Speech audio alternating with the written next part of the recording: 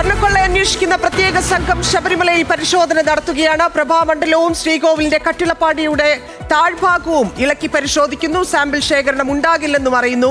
പകരം പാളികൾ ഇളക്കി തൂക്കം പരിശോധിക്കുകയാണ് ചെയ്യുക. ജ്യോതിഷ് മോക്രൻ ചേരുന്നു. ജ്യോതിഷ്, SIT സംബന്ധിച്ച് അന്തിമ കുറ്റപത്രം സമർപ്പിക്കേണ്ട സമയത്തിലേക്ക് അതിക്രമിച്ചിരിക്കുന്നു. കോടതി ഇനിയും അവർക്ക് സമയം നൽകാനുള്ള സാധ്യത കൂടി കുറവാണ്. ആ സാഹചര്യത്തിലാണ് ഹൈക്കോടതിയുടെ അനുമതിയോടെ ഇപ്പോൾ SIT സന്നിധാനത്ത് പരിശോധന നടത്തുന്നത്. എങ്ങനെ പുരോഗമിക്കുന്നു?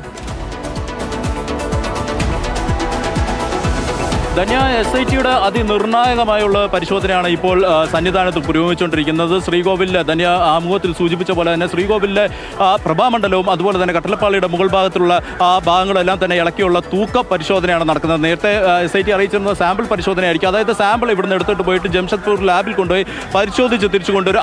അതായിരുന്നു ആദ്യം തീരുമാനിച്ചിരുന്നത്. പക്ഷേ അതിന് വ്യത്യസ്തമായി വൈകുന്നേരത്തോടുകൂടി SITയുടെ തീരുമാനം പ്രഭാമണ്ഡലത്തിലെയും അതുപോലെ തന്നെ കട്ടളപ്പാളിയുടെ മുകൾ ഭാഗത്തെയും ഇളക്കി പ്രത്യേകിച്ച് അത് ഇളക്കി മാറ്റിക്കൊണ്ട് അതിന്റെ തൂക്കം പരിശോധിക്കാനാണ് നോക്കുന്നത്. അതാണ് ഇപ്പോൾ നടന്നുകൊണ്ടിരിക്കുന്നത്. ആ പ്രോസസ്സാണ് ഇപ്പോൾ നടക്കുന്നത്.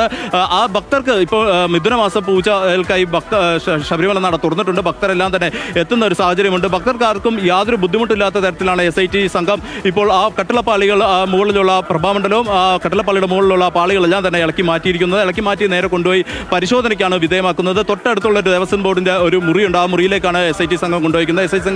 SIT സംഘം അവിടെ വെച്ചാണ് ഈ പരിശോധന നടത്തുന്നത്. ഈ പരിശോധനയിൽ നിന്ന് വ്യക്തമാകും എന്തുമാത്രം തൂക്കം, അതായത് ഈ പാളികൾക്ക് എന്തുമാത്രം തൂക്കമുണ്ടെന്ന്. ഈ തൂക്കത്തിന്റെ അടിസ്ഥാനത്തിലുള്ള ഒരു അന്തിമ റിപ്പോർട്ടിലേക്ക് SIT കടക്കുക. കാരണം മുമ്പ് ഈ സാമ്പിളുകൾ ശേഖരിച്ച് പരിശോധന നടത്തിയപ്പോൾ തന്നെ SITക്ക് വ്യക്തമായി ഇതിൽ നിന്നും സ്വർണം ചോർന്നു പോയിട്ടുണ്ട്, സ്വർണം ഉരുക്കി മാറ്റിയിട്ടുണ്ട്. 2019 ഇത്തരത്തിൽ ഇവിടുന്ന് പാളികളെല്ലാം കടത്തിക്കൊണ്ട് സ്മാർട്ട് ക്രിയേഷൻസ് കൊണ്ടുപോയിട്ട് ഇത്തരത്തിലുള്ള സ്വർണം ഉരുക്കി മാറ്റുന്ന ഒരു സംഭവം നടന്നത്. ഏതായാലും അത് തെളിഞ്ഞിട്ടുണ്ട് ആ ആദ്യഘട്ടത്തിലുള്ള സാമ്പിൾ പരിശോധനയിൽ. ഇനിയും വേണ്ടത് കുറ്റപത്രം സമർപ്പിക്കാൻ വേണ്ടിയിട്ടുള്ള അന്തിമ റിപ്പോർട്ട് സമർപ്പിക്കാൻ വേണ്ടിയിട്ടുള്ള ഒരു പരിശോധന. ആ പരിശോധനയിൽ പഴുതുകളെല്ലാം അടച്ച് ഒരു റിപ്പോർട്ട് സമർപ്പിക്കണമെങ്കിൽ എത്രമാത്രം സ്വർണം ഈ ശ്രീകോവിലിന് ചുറ്റും പൂശി എന്നുള്ള കാര്യത്തിൽ ഒരു വ്യക്തത വരണം. അതിന്റെ ഒരു തൂക്ക പരിശോധനയുടെ ഭാഗമായിട്ടാണ് ഇന്ന് SIT സംഘം.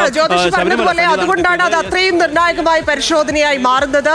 ഇതിൽ അതായത് എത്ര സ്വർണം അവിടുന്ന് നഷ്ടപ്പെട്ടു എന്നത് ഉൾപ്പെടെയുള്ള കാര്യങ്ങളിലേക്ക് എത്തണമെങ്കിൽ SITക്ക് അങ്ങനെയൊരു അന്തിമ റിപ്പോർട്ടിലേക്ക് കാര്യങ്ങൾ കൊണ്ടുപോകണമെങ്കിൽ ഈ പരിശോധനാ ഫലം ലഭിച്ചേ തീരൂ. ആ രീതിയിൽ അത് എത്രത്തോളം നിർണായകമാണ്. അത് ഇനി കോടതി ഈ കേസ് പരിഗണിക്കുമ്പോൾ തന്നെ അത്തരം വിവരങ്ങൾ ലഭ്യമാക്കാൻ സാധിക്കും എന്ന ആത്മവിശ്വാസത്തിലാണോ SIT ഉള്ളത്? SITക്ക് മേലുള്ള സമ്മർദ്ദം രാഷ്ട്രീയമായി കൂടി ഇതിൽ നിലവിൽ ഈ സാഹചര്യത്തിലുള്ള പ്രാധാന്യം?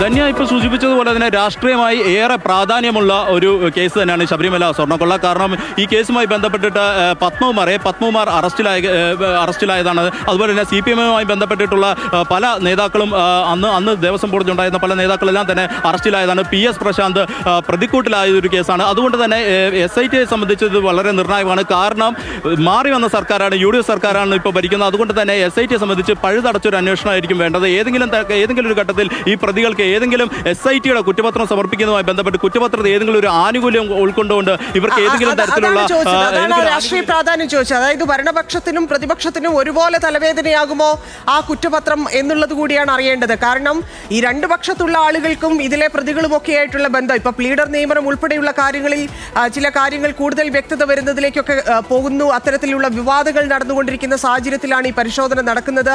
കോടതിയിലേക്ക് അന്തിമ കുറ്റപത്രം എത്തും എന്ന് നമ്മളും കരുതിക്കൊണ്ടിരിക്കുന്നത്. അങ്ങനെയെങ്കിൽ അത് രണ്ടു കൂട്ടർക്കും ഉണ്ടാക്കുന്ന തലവേദന എത്രത്തോളമാണ്? തീർച്ചയായിട്ടും തെരഞ്ഞെടുപ്പിന്റെ ഘട്ടത്തിലെല്ലാം തന്നെ UDF വലിയ തോതിൽ ഉയർത്തിക്കൊണ്ടുവന്ന ഒരു വിഷയമായിരുന്നു ശബരിമല സ്വർണ്ണക്കൊള്ള. തദ്ദേശ തെരഞ്ഞെടുപ്പിൽ ഉൾപ്പെടെ UDFന് അത് ഏറെ ഗുണം ചെയ്തെന്നുള്ള വിലയിരുത്തലും UDFനുണ്ട്. അതുകൊണ്ട് തന്നെ ഈ കേസിൽ കൃത്യമായൊരു അന്വേഷണം വേണമെന്ന് UDFന്റെ പല MLA-മാരും അതുപോലെ തന്നെ പല നേതാക്കളും നേരത്തെ തന്നെ ആവശ്യപ്പെട്ടാണ്. ആ ഘട്ടത്തിലാണ് ഇപ്പോൾ പ്ലീഡർ നിയമനവുമായി ബന്ധപ്പെട്ടിട്ടുള്ള വിവാദത്തിൽ UDF കുടുങ്ങുന്നതും അതുമായി ബന്ധപ്പെട്ടിട്ടുള്ള പല പ്രചാരണങ്ങളും നടന്നതും. ഏതായാലും ഈ ഘട്ടത്തിൽ ഇനിയും ഈ കേസുമായി ബന്ധപ്പെട്ടിട്ട് ഏതെങ്കിലും തരത്തിൽ ഇപ്പോൾ അറസ്റ്റിലായപ്പെട്ട പ്രതികളും ഇപ്പോൾ ജാമ്യത്തിലുള്ള പ്രതികൾക്കും ഏതെങ്കിലും തരത്തിൽ ഒരു ആനുകൂല്യം ഈ SITയുടെ അന്വേഷണവുമായി ബന്ധപ്പെട്ടിട്ട് എന്തെങ്കിലും ഒരു ലൂപ്പ് ഹോളിലൂടെ ഈ പ്രതികളെ ഞാൻ രക്ഷപ്പെടുന്ന ഒരു സാഹചര്യം ഉണ്ടായി തീർച്ചയായിട്ടും അത് UDFനെ പ്രതികൂട്ടിലാക്കും എന്നുള്ള കാര്യത്തിൽ യാതൊരു സംശയമില്ല. കാരണം ഭരിക്കുന്ന UDF ആണ്. ഇനി LDF ആയിരുന്നെങ്കിൽ ഒരുപക്ഷെ ഇത് പറഞ്ഞെങ്കിലും പോകാമായിരുന്നു, LDF സർക്കാരിന്റെ പിടിപ്പുകേടാണെന്ന് പറഞ്ഞു പോയിരുന്നു. പക്ഷേ UDFന് ഇന്നിപ്പോൾ അങ്ങനെ പറഞ്ഞു പോകാൻ സാധിക്കില്ല. കാരണം തദ്ദേശ തെരഞ്ഞെടുപ്പിലും നിയമസഭാ തെരഞ്ഞെടുപ്പിലും ഒരുപോലെ ഈ വിഷയം വലിയ തോതിൽ UDF പ്രചാരണ ആയുധമാക്കിയതെല്ലാം നമ്മൾ കണ്ടതാണ്. അതുകൊണ്ട് തന്നെ UDFനെ സംബന്ധിച്ചിടത്തോളം ഇത് നിർണായകമാണ്. ഇനി LDFനെ വരികയാണെങ്കിൽ LDFനെ സംബന്ധിച്ച് നിർണായകമാകുന്ന കാരണം എന്ന് വെച്ച് കഴിഞ്ഞാൽ LDFന്റെ പല നേതാക്കളും പ്രത്യേകിച്ച് എടുത്തു പറയുകയാണെങ്കിൽ പത്മകുമാർ ഉൾപ്പെടെ അതുപോലെ PS പ്രശാന്തും ഒക്കെ ഈ കേസിൽ പ്രതിക്കൂട്ടിൽ നിൽക്കുന്നതാണ്. PS പ്രശാന്ത് പ്രതി അല്ലെങ്കിൽ പോലും പ്രതിക്കൂട്ടിലാവുന്ന ഒരു സാഹചര്യമാണ്. കാരണം 2025 ഈ സ്വർണ്ണപ്പാളി വീണ്ടും സ്മാർട്ട് ക്രിയേഷൻസിൽ കൊണ്ടുപോയി ബന്ധപ്പെട്ടിട്ടുള്ള അന്വേഷണവും SIT നടത്തുന്നുണ്ട്. PS പ്രശാന്തിനെ ചോദ്യം ചെയ്യാൻ ഒരുങ്ങാണ് SIT. അതുകൊണ്ട് തന്നെ എല്ലാ ഘട്ടത്തിലും ഇത് LDF-നും തലവേദനയാവുന്ന കേസാണ്, UDF-നും തലവേദനയാവുന്ന കേസ് എന്നൊരു യാതൊരു സംശയമില്ല. അതുകൊണ്ട് തന്നെ കുറ്റമറ്റ രീതിയിലൊരു അന്വേഷണം തന്നെയാണ് SIT നടത്താൻ SITയും നിർബന്ധിതമാകുന്നത്.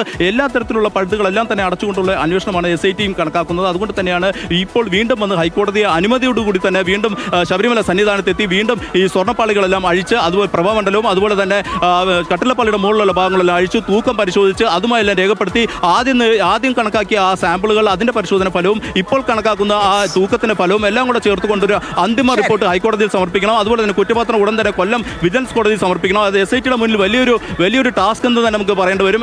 എല്ലാ പഴുതുകളും അടച്ചുള്ള ഒരു അന്വേഷണത്തിലേക്കാണ് ജ്യോതിഷ് പറഞ്ഞതുപോലെ എത്രയും പെട്ടെന്ന് കൊല്ലം വിജിലൻസ് കോടതിയിൽ കുറ്റപത്രം സമർപ്പിക്കേണ്ടതുണ്ട്. അതെന്തുകൊണ്ട് ഇത്ര വൈകി എന്നുള്ള ചോദ്യങ്ങൾ നിൽക്കുമ്പോഴാണ് SIT സന്നിധാനത്ത് ഇപ്പോൾ നിർണായക പരിശോധന നടത്തിക്കൊണ്ടിരിക്കുന്നത്.